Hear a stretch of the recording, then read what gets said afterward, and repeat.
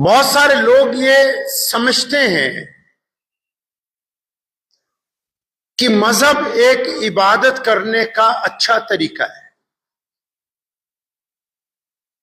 لیکن ہمارے نبی حضرت محمد رسول اللہ صلی اللہ علیہ وسلم کے احکامات میں یہ بات واضح طور پر بتائی گئی کہ مذہب عبادت کا نہیں، زندگی گزارنے کا سب سے بہتر طریقہ ہے۔ اب اس زندگی کے گزارنے میں عبادت بھی ہے، ریاضت بھی ہے، کاروبار ہے، معاشرتی زندگی بھی ہے، سماجی زندگی بھی ہے، تو اس میں تمام چیزیں حضور نبی علیہ الصلوۃ والسلام نے بڑے خوبصورت انداز میں تمام پہلوؤں پر روشنی ڈالی۔ روایتوں میں آتا ہے کہ ایک بستی پر اللہ حکم دیتے ہیں فرشتوں کو کہ عذاب نازل کرو۔ بڑے بڑے شیخ الحدیث، بہت نیک دل لوگ، بڑے بڑے کاروباری، نمازی، دیانتدار، ایماندار، بڑی باپردہ عورتیں، متقی، پرہیزگار، گلی گلی میں مسجدیں، ہر جگہ ایک دوسرے کے ساتھ ذکر اور اذکار کی محفلیں لگی ہوئی ہیں، نعتیں پڑھ رہے ہیں، بھوکوں کو کھانا کھلا رہے ہیں، تعلقات۔ تو فرشتوں کے ذہن میں بات آئی کہ بھی اس بستی میں تو بہت اللہ والے ہیں، جو دنیاوی لحاظ میں وہ بھی اللہ کے قریب ہیں، انہوں نے بھی گھر میں نماز کے کمرے بنائے ہوئے ہیں، دیندار تو ہیں ہی۔ تو انہوں نے واپس ریپلائی کی اللہ تعالیٰ کو کہ اللہ یہ جس بستی پر آپ حکم دے رہے ہیں نا عذاب نازل کرنے کے لیے، یا اللہ اس میں تو آپ کے بہت سے مقرب بندے بھی رہتے ہیں۔ اب مقرب بندہ ضروری تو نہیں کہ بس وہ شکل صورت والا ہی ہو، کوئی بھی ہو سکتا ہے۔ تو انہوں نے اللہ تعالیٰ کو کہا یا اللہ یہاں تو بہت بڑھیا بڑھیا لوگ بھی تہجد بھی پڑھ رہے، اشراق کی نماز بھی پڑھ رہے ہیں، تو یہاں تو بڑے زبردست لوگ ہیں، تو اس لیے تھوڑا حکم میں ریویو کر لیا جائے کہ بھی یہی وہ بستی ہے جس کے اوپر عذاب نازل کرنے کا حکم دیا، کیا یہی وہ بستی ہے جس کو پلٹنے کا حکم دے دیا گیا؟ اللہ تعالیٰ کی طرف سے واپس رپلائی آتی ہے کہ ہاں یہی ہے، اور یہی ہیں وہ سارے بدبخت، یہی ہیں وہ سب بدماش۔ یا اللہ کیا ہوا؟ یہ تو نمازی ہیں، متقی ہیں، پرہیزگار ہیں۔ اللہ کہتے ہیں ٹھیک ہے، نمازی ہیں، متقی ہیں، پرہیزگار ہیں، لیکن جب میرے بندے پر، میرے کسی مظلوم پر، میری جو مخلوق بنائی ہوئی ہے ان پر کسی پہ مصیبت آتی ہے، دکھ آتا ہے، پریشانی آتی ہے، ظالم ان پر مسلط ہوتا ہے، کوئی چیختا ہے، کوئی روتا ہے، تو یہ بدبخت اپنے سجدے چھوڑ کے اس مظلوم کی مدد کرنے نہیں جاتے ہیں۔ اس لیے یہ بھی ان لوگوں میں شامل ہیں جو ظلم کرنے والے ہیں، اس لیے ان کو ظالموں کے ساتھ ہی لپیٹ کے جہنم کے اندر ڈال دو۔ دو چیزیں ہیں اسلام میں، ایک ہے امر بالمعروف، یعنی لوگوں کو نیکی کی طرف بلاؤ، دوسرا ہے نہی عن المنکر، کہ جو بدماشی کرتے ہو، گنڈا گردی کرتے ہو، اسلام کی روایتوں میں، اسلام میں رہ کے اسے توڑتے ہو، شریعت میں دخل اندازی کرتے ہو، ان کو ٹوکو، روکو ان کو اپنی طاقت کے مطابق۔ اسلام نے کہا نا ایمان کے 3 درجے، پہلا برائی کو دیکھو تو اپنے ہاتھ سے روکو، دوسرا برائی کو دیکھو تو اپنی زبان سے، روکنے کی کوشش کرو. تیسرا، اگر برائی کو دیکھے تو اپنے دل میں کم از کم برا مانو. اب ہمارے طول و عرض کے اندر جو لوگ دیندار طبقہ بن گیا، ہو سکتا ہے کہ بہت سارے لوگوں کو یہ بات بری لگ جائے، لیکن جو دیندار طبقہ بن گیا اس نے پچھلے 75 سال میں محمد الرسول اللہ صلی اللہ علیہ وسلم کے ان احکامات کی کھلی خلاف ورزی یہ کی ہے کہ وہ صبح شام یہ تو کہہ رہے کہ آؤ نماز پڑھیں، آؤ روزہ رکھیں، آؤ زکوٰۃ دیں، آؤ سچ بولیں، آؤ محبت بانٹیں، آؤ مل کے کھانا کھائیں، آؤ دوسروں کی مدد کریں. لیکن جب کوئی کسی پر ظلم کرتا ہے تو ان کی زبان چپ ہو جاتی ہے، لیکن جب کوئی روتا ہے تو اس کے آنسو پوچھنے نہیں جاتے. لیکن جب انہی میں سے کوئی گنڈا اپنے بیٹے کی شادی میں ڈھول بجواتا ہے تو یہ بھی وہاں چپ کر کے ایک طرف بریانی کھاتے ہیں. ان کے معاشرے کا کوئی پردھان، ان کی مسجد کا کوئی ذمہ دار جب اپنے بچوں کی شادی میں مخلوط کھانا کھلاتا ہے تو یہ اس کو ٹوکتے نہیں ہیں. انہی کے معاشرے کے لوگ جو داڑھی منڈواتے، جو باہر شراب پیتے، وہ مسجد میں آ کے شورا کے ممبر بنتے ہیں تو یہ ان کو ٹوکتے نہیں ہیں، کیونکہ یہ لوگوں کو ملائی بانٹ کر کر کے اپنی رضامندی چاہتے ہیں، ناراضگی مول لے کے اللہ کی رضامندی نہیں چاہتے. یہ کس طرح ہو سکتا ہے؟ امر بالمعروف نہی عن المنکر، اسلام کی گاڑی کے دو فرنٹ پہیے. یہ ممکن ہے کہ ایک پہیہ لگا دیا جائے اور دوسرا نکال دیں اور گاڑی تیز رفتار کیا وہ چلے گی نہیں اپنی جگہ سے، اس کا کھڑا رہنا مشکل ہو جائے گا. رضامندی ڈھونڈ رہے ہیں، اللہ کو ناراض کر رہے ہیں. اچھے لوگ عمل میں اور نیت میں فرق آ گیا. کسی دکاندار کے پاس چلے گئے اچھے، اگر کوئی غریب سامان خریدنے آئے گا وہ بولے گا جناب یہ چاہیے، تو کپڑے کا مثال کے طور پہ کوئی دکان ہے، وہ ایک چیز اس کے سامنے کھول کے رکھے گا، وہ کہے گا کچھ اور دکھاؤ، دوسری رکھے گا، وہ کہے گا کچھ اور دکھاؤ، کہے گا بھیا لینا ہے لو، نہیں لینا ہے تو جاؤ. اب اسی دکاندار کے پاس کوئی رئیس زیادہ آ جائے، وہ اگر 10,000 چیزیں بھی کھلوا لے گا تو یہ اس کے سامنے چوں نہیں کرتا. تو اس کا مطلب یہ دوگلا بندہ ہے، اس کے اندر منافقت بھری ہوئی ہے، یہ بندے کی حیثیت دیکھ کے اس کے ساتھ معاملہ کرتا ہے. دیندار طبقوں میں بھی یہی ہے. ہو سکتا ہے کہ بہت سارے لوگوں کو پھر یہ بات نہ اچھی لگے.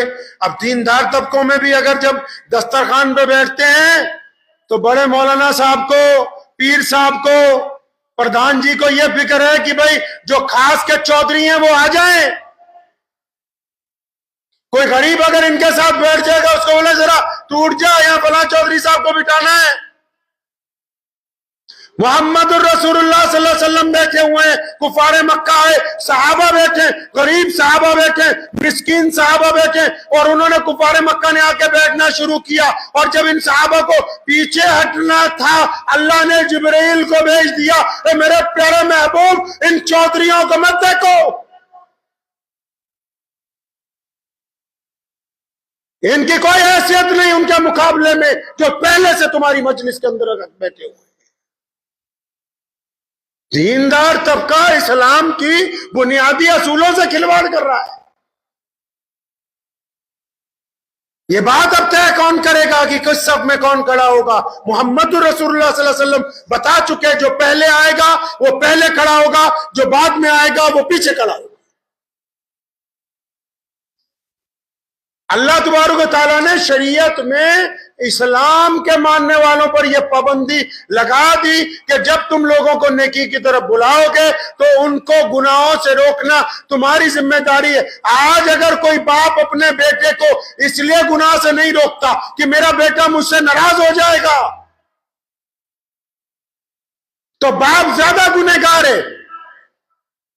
اگر آپ کی کسی سے دوستی ہے اور وہ بندہ غلط کام کرتا ہے، آپ بھی اسی کے ساتھ روزانہ پھرتے ہو اور اس کو گناہ سے نہیں روکتے تو آپ اس کے دوست نہیں ہیں، آپ جہنم کے ساتھی ہیں اس کے، آپ دوست نہیں ہیں اس کے.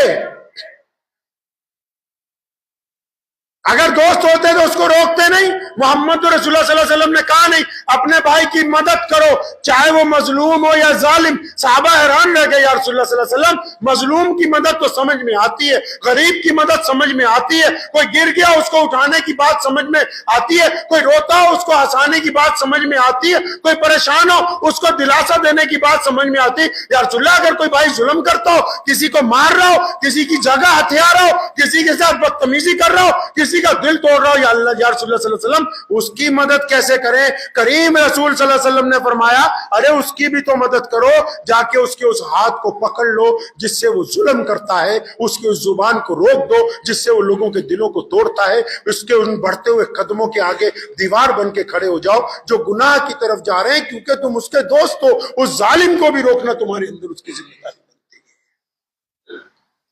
چپ ہیں جیسا سانپ سونگھ گیا ان کو، دشمن کے مقابلے میں تو یہ کیا بولیں گے؟ شریعت میں جو لوگ گنڈا گردی کر رہے ہیں، جو لوگ مسجدوں میں مدارس میں مسلمانوں کے علاقے میں جو خود مسلمان جو کہتے ہیں کہ نعوذ باللہ ہم شریعت سے اوپر ہیں، ہم بتائیں گے کیا ہوگا۔ بھائی تم بتاؤ گے کیا ہوگا کہ محمد رسول اللہ صلی اللہ علیہ وسلم بتائیں گے کیا ہوگا؟ کل ابھی ہم لوگ گجرات میں تھے رات، تو وہاں میں نے اپنے مسلمان بھائیوں سے کہا وہ ایک بہت بڑی یونیورسٹی بنا رہے، اس کے لیے اجلاس بلایا گیا، تو میں نے کہا چندہ بھی تو محمد الرسول اللہ صلی اللہ علیہ وسلم کی سنت سے مانگو نا۔ رسول اللہ نے اعلان کیا کہ آؤ اللہ کے راستے میں تمہاری ضرورت ہے تو جو مالدار ہیں وہ مال لے کے آئے، جو ٹیلنٹ والے ہیں وہ ٹیلنٹ لے کے آئے، جو طاقت والے ہیں وہ طاقت لے کے آئے، جو وقت والے ہیں وہ وقت لے کے آئے، جو بصیرت والے ہیں وہ بصیرت لے کے آئے۔ صرف پیسہ نہیں چاہیے، دنیا میں بسنے والے تمام اہل اسلام میں جو خوبی ہے ان تمام خوبیوں کی آپ کو ضرورت ہے۔ جب تمام خوبیاں اکٹھی ہوں گی تب آپ ایک بڑی یونیورسٹی کی تعمیر کرنے کے قابل ہو جائیں گے۔ دین کو پہچاننا ہے اس روش سے جو محمد الرسول اللہ نے عطا کی۔ ہم پہلے اپنے آپ کو کیوں نہیں ٹٹولتے؟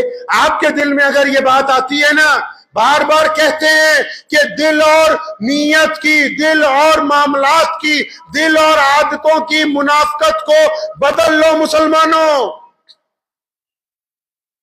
اللہ عمارت کو نہیں دیکھتے، اللہ پگڑیوں کو داڑیوں کو نہیں دیکھتے، اللہ بٹنے والے پیسوں کو نہیں دیکھتے، اللہ کے نزدیک تمہارا گوشت اور خون نہیں جاتا، اللہ کے نزدیک روزے دار کا بھوکا پیٹ نہیں پیش کیا جاتا۔ محمد الرسول اللہ کہیے صلی اللہ، زور سے صلی اللہ، ابھی بھی آواز نہیں آئی، صلی اللہ، ہاں اللہ کے نزدیک نہ قربانی کا گوشت جاتا ہے، اللہ کے نزدیک نہ روزے دار کی بھوک جاتی ہے، اللہ کے نزدیک نہ ہمارا پیسہ جاتا ہے۔ کیا جاتا ہے اللہ کے نزدیک؟ پیارے محمد صلی اللہ علیہ وسلم نے فرما دیا اللہ ہماری نیتوں کو دیکھتے ہیں کہ میرے بندے کی نیت کیسی ہے، اگر نیت اچھی ہے تو قربانی قبول ہے، نیت خراب ہے تو قربانی ضائع ہے، نیت اچھی ہے تو روزہ قبول ہے، نیت خراب ہے تو روزہ ضائع ہے، نیت اچھی ہے تو نماز قبول، نیت خراب تو نماز ختم، نیت اچھی ہے تو صدقہ قبول، نیت خراب تو صدقہ ختم۔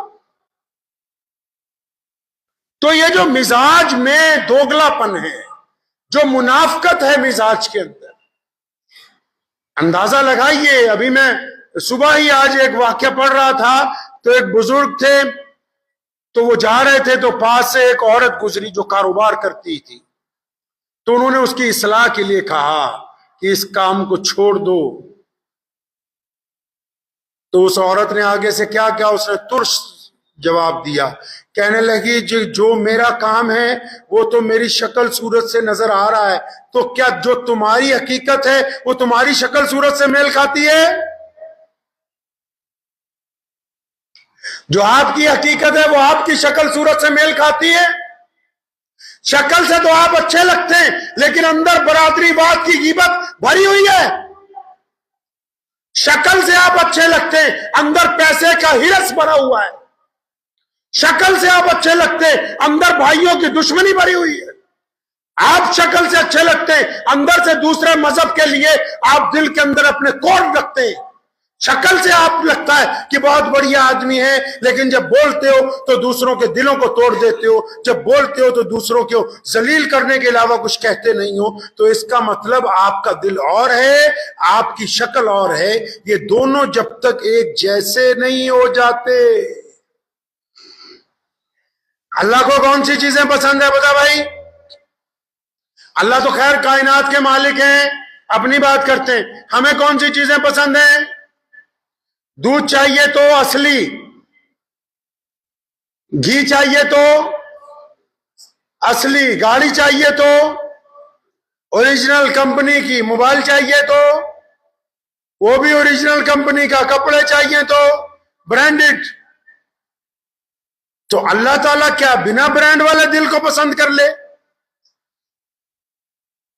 اللہ تبارک و تعالیٰ کیا اس دل کو پسند کر لے جس میں غیبت ہے، گناہ ہے، مکاری ہے، بدماشی ہے، ریاکاری ہے،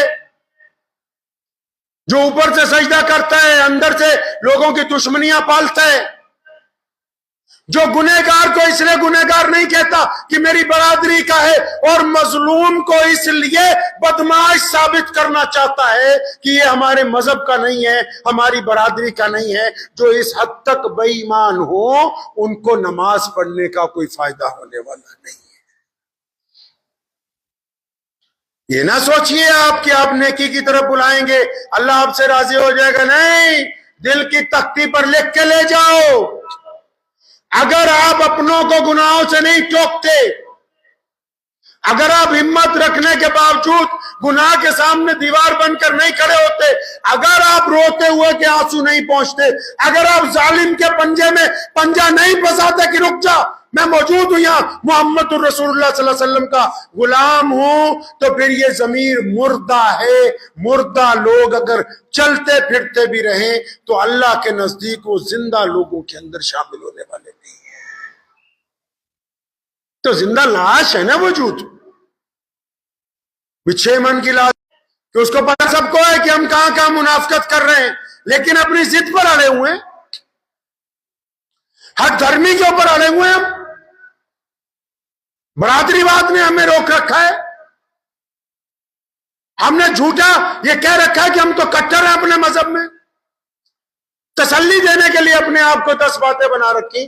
اگر ہم اللہ اور اس کے رسول کے احکامات کی پیروی کرتے ہیں، اللہ اور اس کے رسول صلی اللہ علیہ وسلم کے احکامات کی اگر ہم پیروی کریں گے تو ہمارے مزاج میں سے انا ختم ہو جائے گی. بہت سارے لوگ مجھے ان دنوں میں ملے تو بہت سارے لوگوں نے کہا اجی دعا کریو پردھانگی کے الیکشن آ رہے ہم پردھان بن جائے. بن سکتے،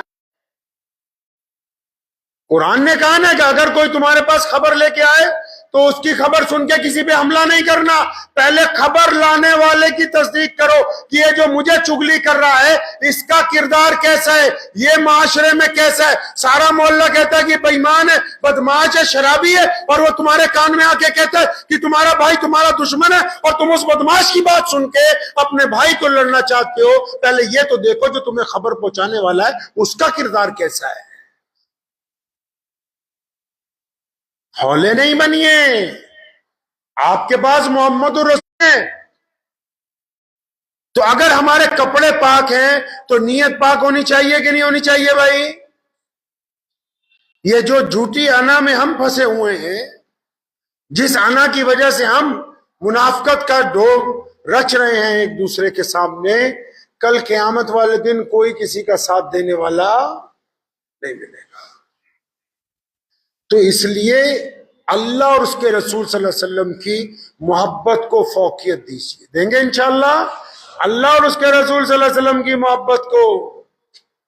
والد صاحب رحمت اللہ علیہ شیخ الاسلام مولانا حبیب الرحمن ثانی لدھیانوی رحمت اللہ علیہ، اگر کسی نے شادی میں بلایا، اگر وہ گئے، اگر کھانا مخلوط ہے، ڈی جے بج رہا ہے، تو دروازے سے واپس. اب اگر مولوی یہی سوچتا رہے کہ چودھری ناراض ہو جائے گا، چندہ نہیں دے گا، اس کا چندہ بھی جہنم میں جانے والا ہے، ساتھ بھی پکڑ کے وہیں لے جائے گا، کیونکہ جو اللہ اور اس کے رسول کی ناراضگی مول لے رہے ہیں ان کی ہوئی مدد کسی کام میں آنے والی نہیں ہے. آپ کو تو یہ دیکھنا ہے، بہت سارے شوہر ہیں جو چاہتے ہیں دین پر چلیں اور بیوی اور اولاد اڑی ہوئی ہے، نہیں نہیں، ہم نے تو باجا بجانا ہے، ہر حالت میں بجے گا۔ بہت سارے یار دوست ہیں وہ چاہتے ہیں کہ ان میں سے کچھ نیکی کے راستے پر چلیں، کچھ زبردستی کر رہے تو ان کے سامنے آڑ ہی نہیں رہے کہ اچھا یہ ناراض نہ ہو جائے۔ ارے بھائی یہ ناراض اگر ہوگا 10 دن بعد تم منا لو گے، اللہ اور اس کے رسول صلی اللہ علیہ وسلم کی ناراضگی اگر مول لے لی تو قیامت والے دن کوئی آپ کا سہارا دینے والا نہیں موجود ہوگا۔ سب سے پہلے تو اپنے مزاج کو درست کریں، اپنے مزاج کو۔ ہمیں جو ہے سب سے زیادہ نقصان پچھلے 75 سال میں وہ اس دین نے پہنچایا جو نعوذ باللہ حضور صلی اللہ علیہ وسلم کی جگہ ہم نے خود اپنی مسجدوں میں ڈیولپ کیا ہے۔ ہم نے خود طے کیا یہ پنکھا کتنی دیر چلے گا، ہم نے طے کیا کہ اے سی کتنی دیر چلے گا، ہم نے طے کیا کتنے بجے تالا لگائیں گے، ہم نے طے کیا کتنے بجے کھولیں گے، ہم نے طے کیا کہ نماز کس طرح ہوگی۔ لیکن تمام کاموں میں کبھی پیارے محمد علیہ السلام کو نہیں دیکھا کہ نبی علیہ السلام کی مسجد میں کیا ہوتا تھا، رسول اللہ صلی اللہ علیہ وسلم کیا کرتے تھے۔ وہ کنسیپٹ ہی نہیں، اس طرف سوچتے نہیں، جا ہی نہیں رہے اس طرف۔ بھائی نبی علیہ السلام کا دین ہے نا، مالک کون ہے دین کا؟ حضور صلی اللہ علیہ وسلم اس کے مالک ہے نا، تو مالکوں کے مطابق کام چلے گا کہ نوکروں کے مطابق چلے گا؟ نوکر کا تو کام ہے صرف مالک کی حکم کو پورا کرے، تو نوکر مالک بننے کی کوشش نہ کرے کبھی، اس کو چاہیے مالکوں کے مطابق، مالک کا گھر ہے مالک کے مطابق چلاؤ، مالک نے یہ جسم دیا ہے مالک کے مطابق چلاؤ۔ یہ جو نعرہ لگا نا میرا جسم میری مرضی، تمہارا جسم نہیں ہے، یہ جسم اللہ کا ہے، اللہ نے امانت دی ہے، تبھی تو قیامت والے دن تمہاری زبان پر ٹیپ لگائیں گے اور پھر یہ ہاتھ اور یہ پیر، یہ آنکھیں، یہ کان بول کے بتائیں گے کہ میرے اللہ یہ جس کو تم نے مجھے دیا تھا، جس کے اندر میری روح بنا کے ڈالی تھی، یہ میرا استعمال کیسے کرتا رہا۔ پھر وہ جسم کے الگ الگ حصے جو ہیں اس کو بتایا کریں گے۔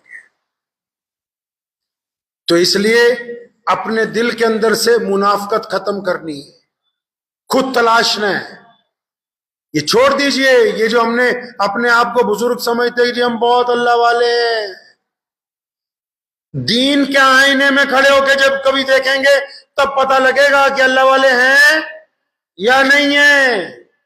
اگر کسی کی زبان سے کسی کو تکلیف پہنچتی ہے وہ اللہ والا نہیں ہے، ہاں وہ کسی ظالم کے سامنے ڈٹ کے کھڑا ہے وہ اللہ والا ہے،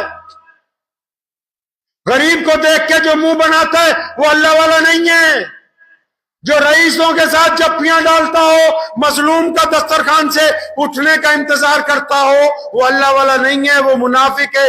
دیکھنے میں لگ رہا ہے کہ وہ اللہ والا ہے۔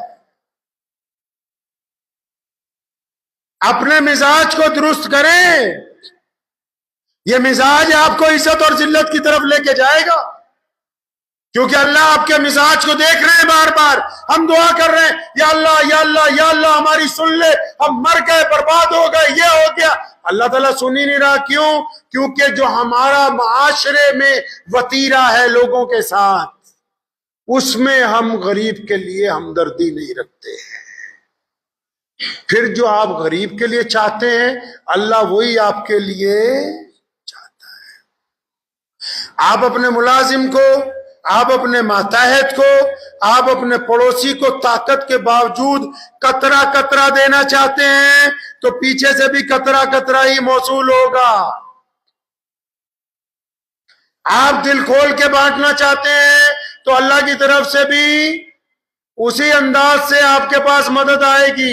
یہ اب آپ نے طے کرنا ہے کہ آپ عزت بانٹنے والے ہیں یا ذلت بانٹنے والے۔ عزت بانٹو گے عزت ملے گی، محبت بانٹو گے محبت ملے گی، نفرت بانٹو گے نفرت ملے گی۔ محمد رسول اللہ صلی اللہ علیہ وسلم نے یہ باتیں طے کر دی ہیں، انہوں نے کہہ دیا ہے کہ اللہ دلوں کے حال کو جانتا ہے، اللہ کو منافقت پسند نہیں ہے۔ تو ہم آپس میں تو ایک دوسرے کو دھوکہ دے سکتے ہیں لیکن اللہ کو کوئی بندہ دھوکہ نہیں دے سکتا، تو دعا کریں کہ اللہ مجھے بھی اور آپ سب کو اپنا اپنا دل پاک کرنے کی توفیق عطا فرمائے۔ وآخر دعوانا ان الحمدللہ رب العالمین۔